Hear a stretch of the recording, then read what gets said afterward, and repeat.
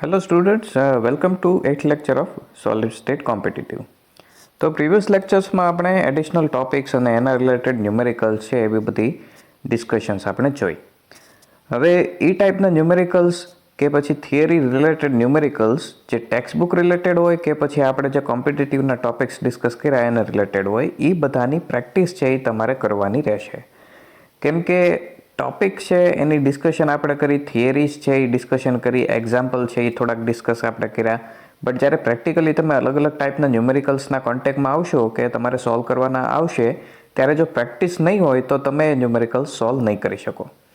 સો એના માટે simple option છે કે તમારે પ્રેક્ટિસ કરવાની રહેશે. અલગ અલગ ટાઈપના ન્યુમેરિકલ્સ છે એ જો એક વખત પણ તમારી નજર સામેથી ફરી ગયા હશે અથવા તો એક વખત પણ તમે સોલ્વ કર્યા હશે તો એક આઈડિયા રહેશે કે જો સપોઝ આ ટાઈપના ન્યુમેરિકલ્સ હોય તો કઈ રીતે સોલ્વ થઈ શકે. ન્યુમેરિકલ્સ છે એમાં મેઇનલી મેથેમેટિકલ સ્ટેપ્સ જ છે જે હાર્ડેસ્ટ પાર્ટ હશે. બાકી ન્યુમેરિકલ્સ છે એ ઇઝી જ છે, બરાબર. તો ઇઝી કઈ રીતના પડશે તમને, તમારે પ્રેક્ટિસ થોડી કરવી પડશે. મેથડનો આઈડિયા હશે તો ન્યુમેરિકલ કેલ્ક્યુલેશન છે એ કોઈ હાર્ડ થિંગ નથી. સો અલગ અલગ રેફરન્સ બુકમાંથી પ્રેક્ટિસ કરવાની છે અને જે કોમન ડાઉટ્સ હશે તો આપણે એ ટાઈપના ન્યુમેરિકલ્સની થિયરી વિથ એક્ઝામ્પલ છે એ ફરીથી ડિસ્કસ કરશું. બટ એના માટે ફર્સ્ટ ઓફ ઓલ તમારે પ્રેક્ટિસ કરવી પડશે. અલગ અલગ ટાઈપના ન્યુમેરિકલ્સ છે એ અટેન્ડ કરવાના છે અને એમાંથી જે કન્ફ્યુઝન જણાય એ મને પર્સનલી મેસેજમાં તમે પૂછી શકો છો અને એના રિલેટેડ ડિસ્કશન આપણે આગળ કરશું. સો જે માસમાં ડિફિકલ્ટીઝ આવશે એની ડિસ્કશન આપણે કરશું અને જે વધારે સપોઝ કે તમારે જનરલ કોઈ પણ કન્ફ્યુઝન હોય, ભલે એક સ્ટુડન્ટ પૂરતું હોય છે તો એની પર્સનલી ડિસ્કશન પણ આપણે કરી લઈશું. એટલે કોઈ પણ ક્વેશ્ચન હોય ફર્સ્ટ ઓફ ઓલ પ્રેક્ટિસ કરો અને પછી સોલ્વ ના થાય તો મને પૂછો. ઓકે, સો આજના લેક્ચરમાં આપણે ડિસ્કશન કરશું બ્રેગ્સ ઇક્વેશન કે બ્રેગનું સમીકરણ. હવે બ્રેગનું સમીકરણ શું છે અને એનો યુઝ શું છે એની થોડીક બેઝિક વાત આપણે ફર્સ્ટ ઓફ ઓલ કરીએ. હવે જ્યારે આપણે ટેક્સ્ટબુકમાં ઘનતા કે ડેન્સિટી રિલેટેડ ઇક્વેશનની તારવણી આપણે કરી એ સમયે આપણે એના એક્ઝામ્પલ્સની થોડીક ડિસ્કશન કરી હતી, જેમાંથી એક એક્ઝામ્પલ અહીંયા આપણે જોઈ શકીએ છીએ, એક્ઝામ્પલ 1.4. સો એની અંદર એક વર્ડ મેન્શન કરેલો છે સ્ટાર્ટિંગમાં તે X-ray diffraction studies shows that કરીને અહીંયા આપણું સ્ટાર્ટિંગ થયેલું છે ન્યુમેરિકલનું. તો એમાં આપણે અહીંયા મેઇન વાત કરવાની છે એક્સ-રે ડિફ્રેક્શનની. જ્યારે આપણે પોઈન્ટ ડિસ્કસ કર્યો હતો ત્યારે થોડીક બેઝિક વાત એની કરી હતી.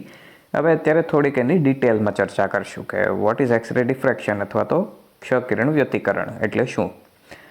હવે અહીંયા જે આપણને ટોપિક મેન્શન કરેલો છે એમાં એવું લખ્યું છે કે એમાં એક્ઝામ્પલમાં એવું મેન્શન કરેલું છે કે એક્સ-રે ડિફ્રેક્શન અથવા તો ક્ષ-કિરણ વ્યતિકરણના અભ્યાસ પરથી એવું જાણવા મળ્યું કે આપેલા એકમ કોષ કે એફસીસી યુનિટ સેલ છે એની એજ લેન્થ કે ધારની લંબાઈ 3.608 × 10⁻⁻8 સેન્ટીમીટર્સ છે. તો એક્સરેનો કોઈ રીતે ઉપયોગ કરીને આપણે આપેલા સ્ફટિકની ધારની લંબાઈ શોધી અથવા તો ધારની લંબાઈ અથવા તો નજીકના બે પરમાણુના કેન્દ્રો વચ્ચેનું અંતર એ આપણે શોધ્યું. તો એ કઈ રીતે આપણે શોધી શકીએ અને એના માટે કેલ્ક્યુલેશન્સ કઈ રીતે આપણે મેળવી શકીએ એનો આન્સર આપણને મળશે બ્રેગ્સ ઇક્વેશનથી કે બ્રેગના સમીકરણથી.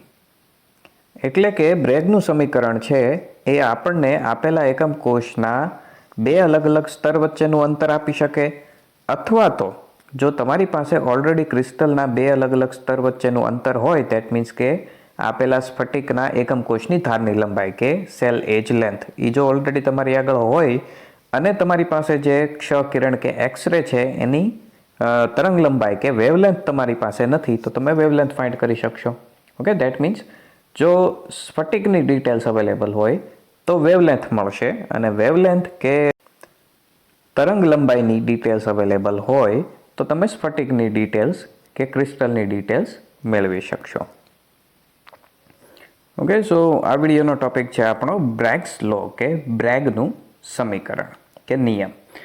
તો ફર્સ્ટ ઓફ ઓલ આપણે એક ઇમેજ એક લઈએ સ્ફટિકની કે ક્રિસ્ટલની જેમાં એના અલગ અલગ લેટિસ બિંદુઓ કે લેટિસ સ્તર આપણને દેખાય અને એની ઉપર આપણે એક્સરે આપાત કરવાનો છે. Okay, we have to provide X-rays on the surface of crystal.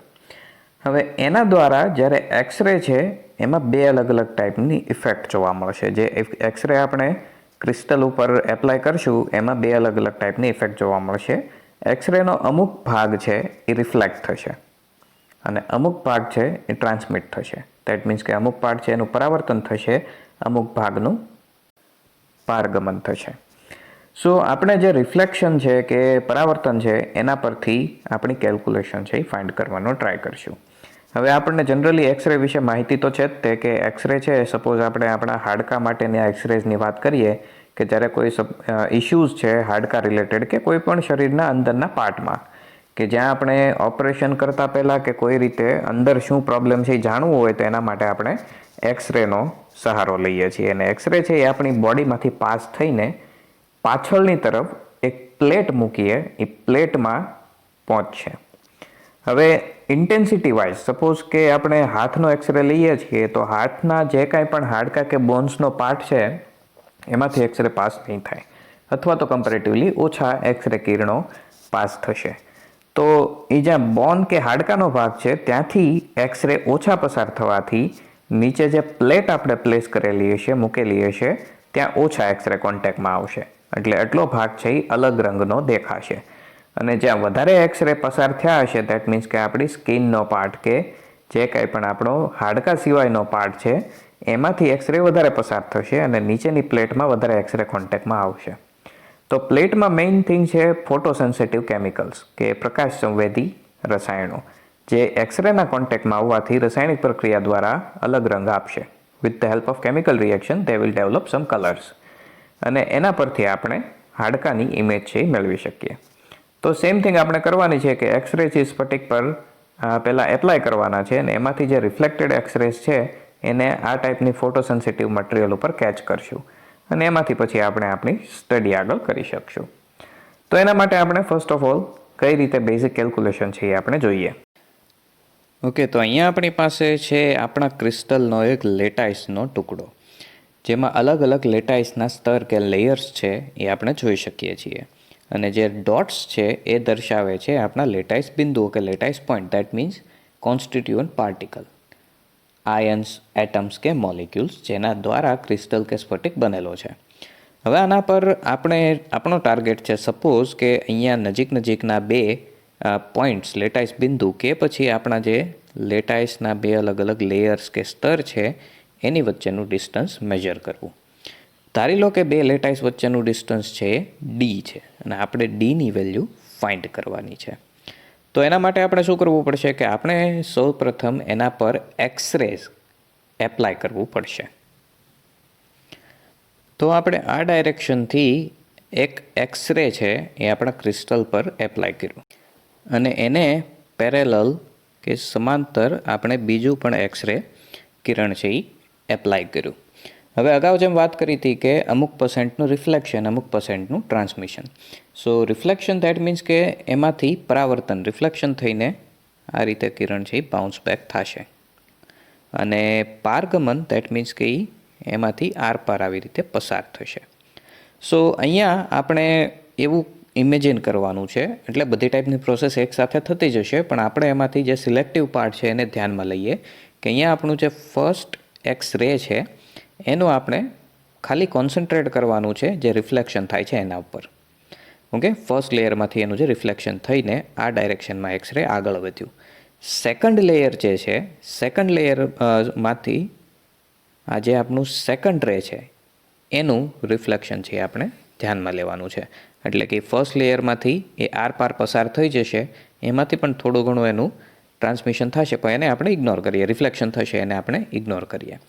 તો આ ટાઈપની બે એક્સ રેઝ છે એ પાસ થાય છે આપણા ક્રિસ્ટલ લેયરમાંથી.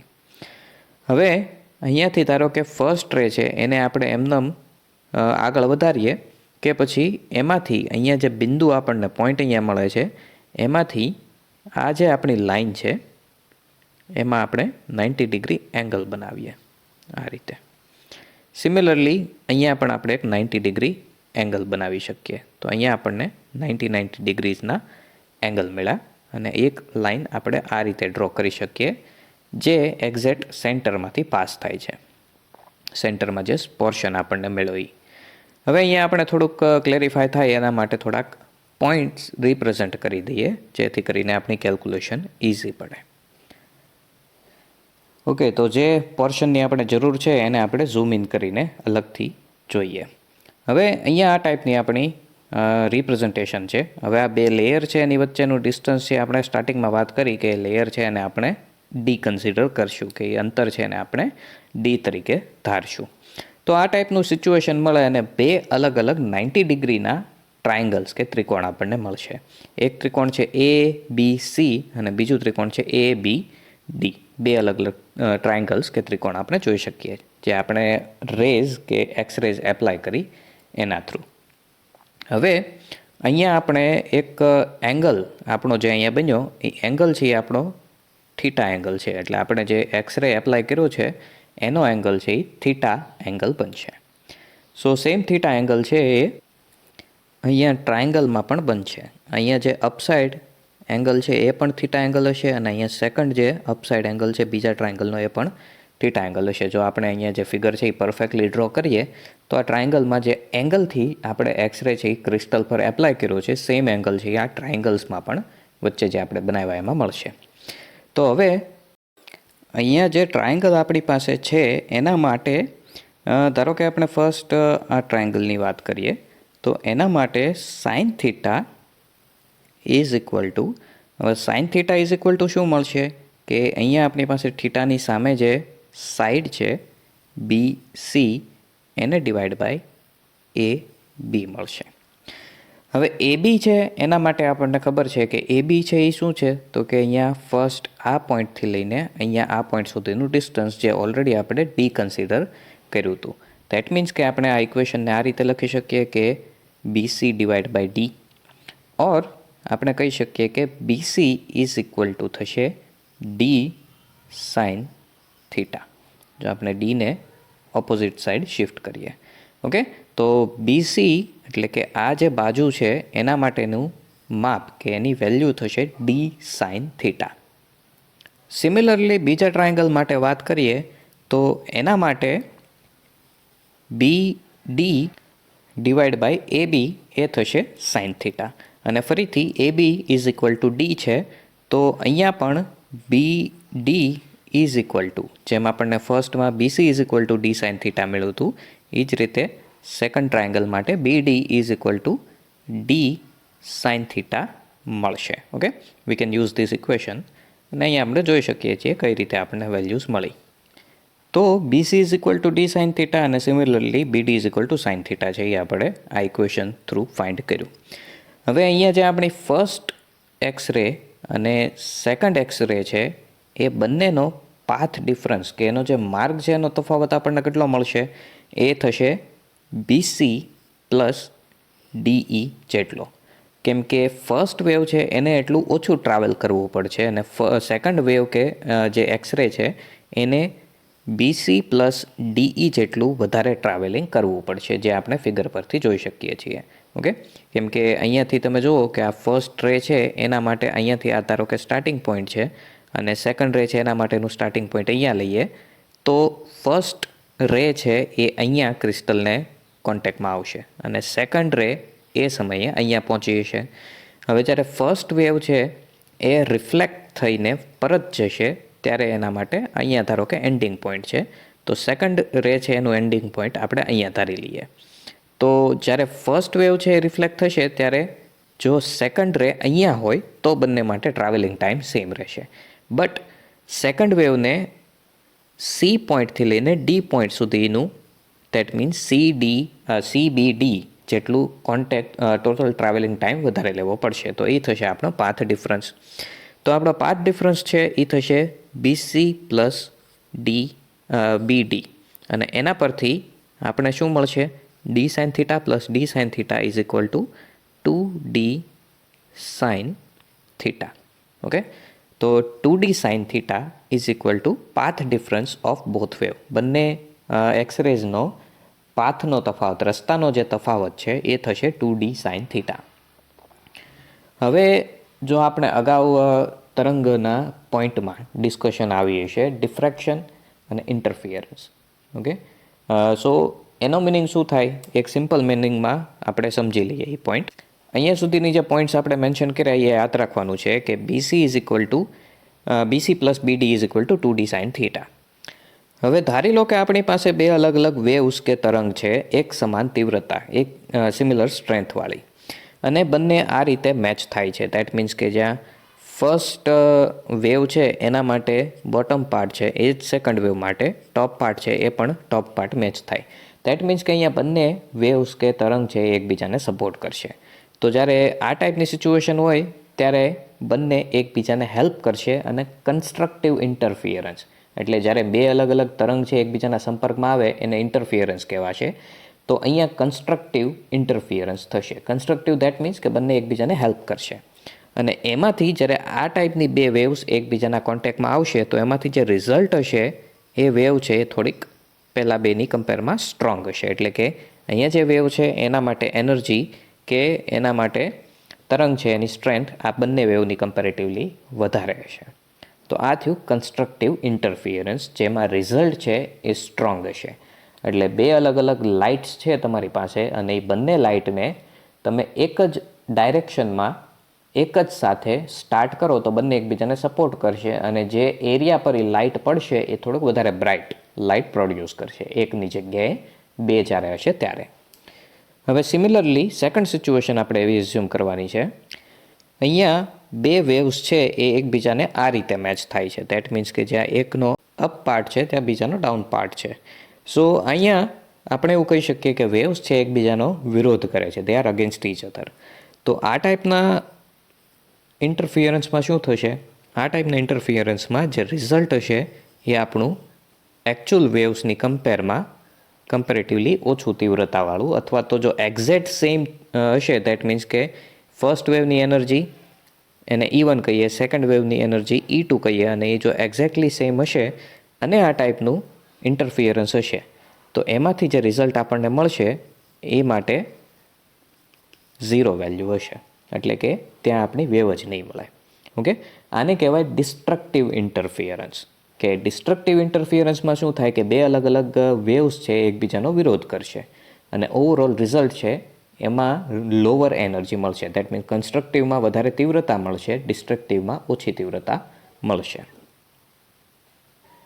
હવે જે આપણે એક્સરે એપ્લાય કરીને એક્સરે ડિફ્રેક્શનથી જે આપણે વેલ્યુ મેળવી BC plus BD is equal to 2D sine theta.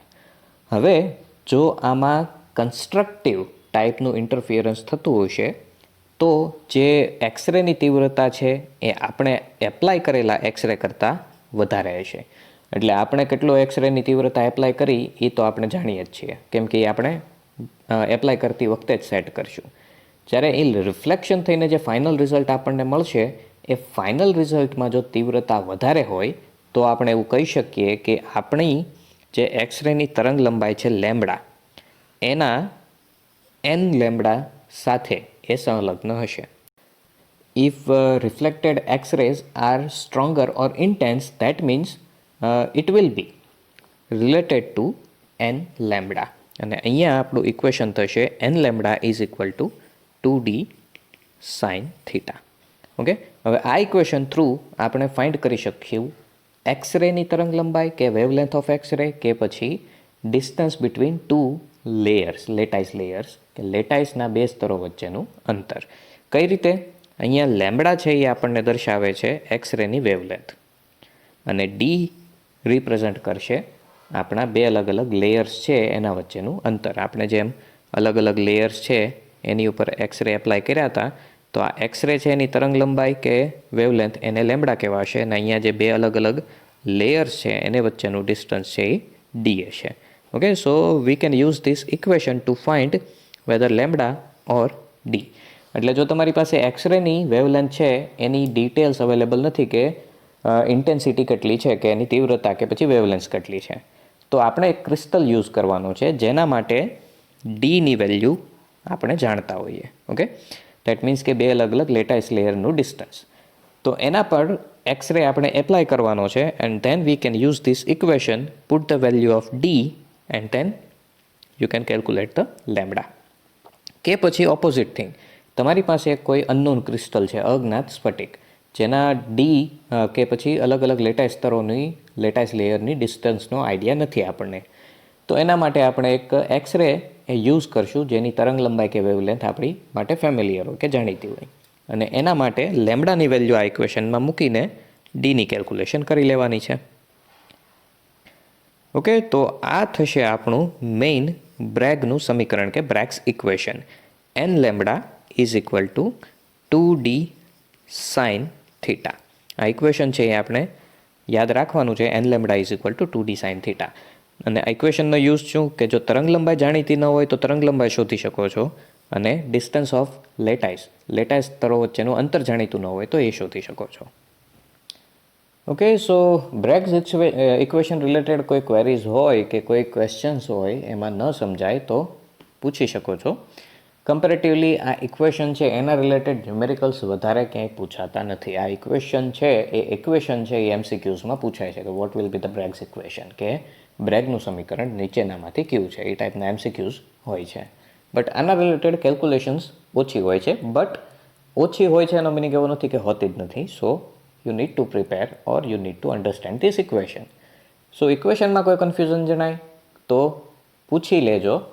આપણે મોસ્ટલી બધા પોઈન્ટ્સ છે એ કવર કરી લીધા છે.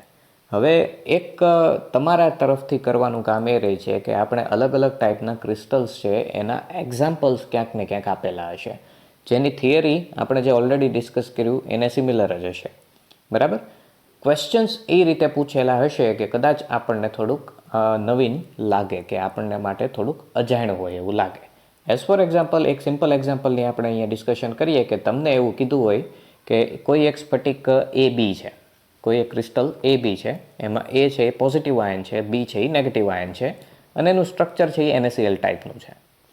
તો find the distance between two adjacent A plus and B minus ion. કે ક્વેશ્ચન છે કે નજીકના A પ્લસ અને B માઇનસ આયન વચ્ચેનું અંતર છે એ શોધો. ઓકે, સો NaCl ટાઈપનું સ્ટ્રક્ચર છે, આયનિક સંયોજન છે. સો NaCl ટાઈપનું સ્ટ્રક્ચર દેટ મીન્સ કે આયન્સ છે એ ઓક્ટાહેડ્રલ વોઇડમાં હશે. હવે ધારી લો કે આ આપણી પાસે ફ્રન્ટ ફેસ છે, તો એની અંદર B માઇનસ આયનો ક્યાં હશે? કે દરેક ખૂણા પર આપણે એક જ ફલક લઈને વાત કરીએ, અને સેન્ટરમાં આ બધા થયા B માઇનસ, અને એ ક્યાં હશે? એ હશે ઓક્ટાહેડ્રલ વોઇડ્સમાં, અને ઓક્ટાહેડ્રલ વોઇડ્સ છે એ છે એ જ સેન્ટરમાં, એટલે કે ધારના કેન્દ્રમાં. તો આપણે ફાઇન્ડ કરવાનું છે બે નજીકના આયન્સ A પ્લસ અને B માઇનસનું ડિસ્ટન્સ. હવે A પ્લસનું સેન્ટર છે એ અહીંયા હશે અને બીનું સેન્ટર છે અહીંયા હશે.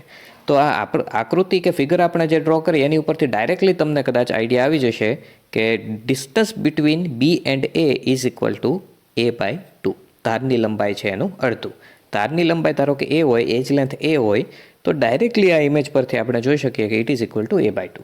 ઓકે, તો આ ટાઈપનું ક્વેશ્ચન એકદમ ઇઝી છે, બટ એના માટે ફર્સ્ટ ઓફ ઓલ તમારે કેલ્ક્યુલેશન કરેલી હોવી જોઈએ. સપોઝ કે આનો આ ક્વેશ્ચન છે એ BCC માટે પૂછવું હોય કે A એ BCC યુનિટના સેન્ટરમાં છે અને B છે એ કોર્નર પર છે, તો what is the distance between A and B? Okay, so આ ટાઈપની સિચ્યુએશન છે. અહીંયા સેન્ટરમાં છે આપણી પાસે A અને દરેક કોર્નર્સ પર B પ્રેઝન્ટ છે. સો સિમ્પલ થિંગ છે કે અહીંયા A ટુ Bનું ડિસ્ટન્સ છે એ થશે આપણી બોડી ડાયાગોનલ કે અંતઃવિકર્ણ છે એનું હાફ. ઓકે, ડાયરેક્ટલી આપણે જોઈ શકીએ કે અહીંયાથી અહીંયા સુધીનું ડિસ્ટન્સ આપણે મેજર કરવાનું છે, તો એ આપણા અંતઃવિકર્ણ કે બોડી ડાયાગોનલથી અડધું કે હાફ છે. હવે બોડી ડાયાગોનલ છે એને આપણે C કહીએ, તો C ઇઝ ઇક્વલ ટુ થશે √3 ઇન્ટુ A. એ આપણે ઓલરેડી કેલ્ક્યુલેશન કરી લીધી. અને અહીંયા આપણું એ ડિસ્ટન્સ કેટલું છે? 1/2 C. દેટ મીન્સ એ થશે 1/2 √3A.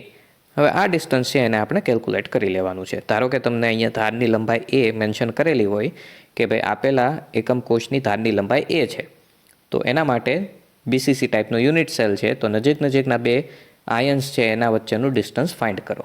તો એના માટેનું આ સીધું કેલ્ક્યુલેશન થઈ ગઈ. તમારે જસ્ટ Aની વેલ્યુ પ્લેસ કરવાની છે અને √3થી મલ્ટીપ્લાય કરીને ડિવાઈડ બાય 2 કરવાનું છે. Okay, so that means 1/2 C એ થશે આપણું √3/2 A જેટલું. BCC યુનિટ સેલ માટે નજીકના બે આયન્સ કે પરમાણુ વચ્ચેનું distance.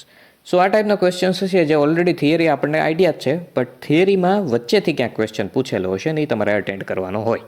So simple way is to practise. આ ટાઈપના ક્વેશ્ચન્સ છે એની પ્રેક્ટિસ કરેલી હશે તો ખબર હશે કે આ ક્વેશ્ચન ઇઝી છે અને આ રીતે સોલ્વ થશે. સો પ્રેક્ટિસ કરવાની, કોમ્પ્લિકેશન્સ જણાય એ ન્યુમેરિકલ છે એનો ફોટો મને સેન્ડ કરવાનો છે.